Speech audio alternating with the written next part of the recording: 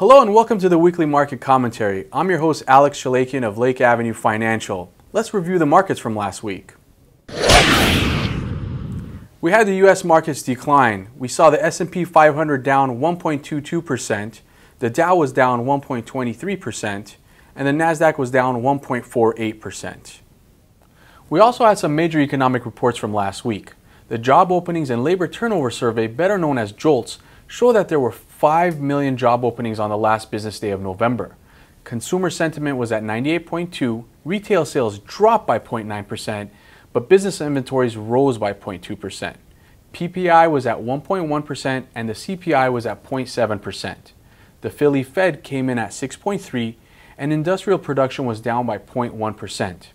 Now let's take a look at the week ahead. This week we have the HMI and the housing starts numbers, the PMI flash index, and existing home sales. We also have earnings from Advanced Micro Devices, Halliburton, IBM, Johnson & Johnson, Morgan Stanley, Netflix, American Express, eBay, SanDisk, Starbucks, as well as Verizon.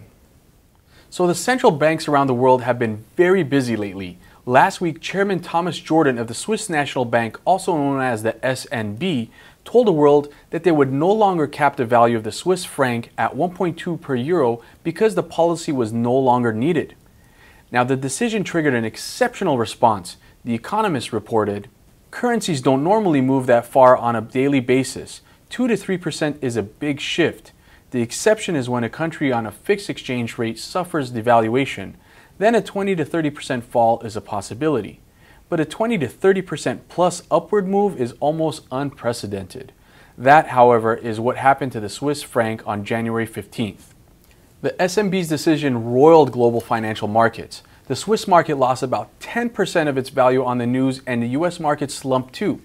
Anxiety was particularly acute in Central Europe, where many people had loans and mortgages denominated in Swiss francs. Now, the SNB currency peg was introduced just 3 years ago, when things were grim in the Euro region and money was pouring into safe haven Switzerland. The value of the Swiss franc increased significantly, making Swiss exporters, watchmakers, chocolatiers, luxury good manufacturers far less competitive. The S&P solution was a currency peg. So how does a central bank maintain the value of its currency? Well, among other things, it prints money, in this case Swiss francs, to buy more of the peg currency, which is euros. Today, with the European Central Bank expected to begin a round of quantitative easing that may reduce the value of the euro, the BBC speculated the Swiss could no longer afford to maintain the peg. Do you know how the foreign markets are affecting your portfolio? Are you aware of how these changes by the Swiss National Bank can help or harm your existing positions? If you don't, give us a call and we'll perform a free analysis and explain to you what could possibly happen to your nest egg if we had another financial crisis like the one in 2008. Thank you for watching our video. We'd love to hear your comments.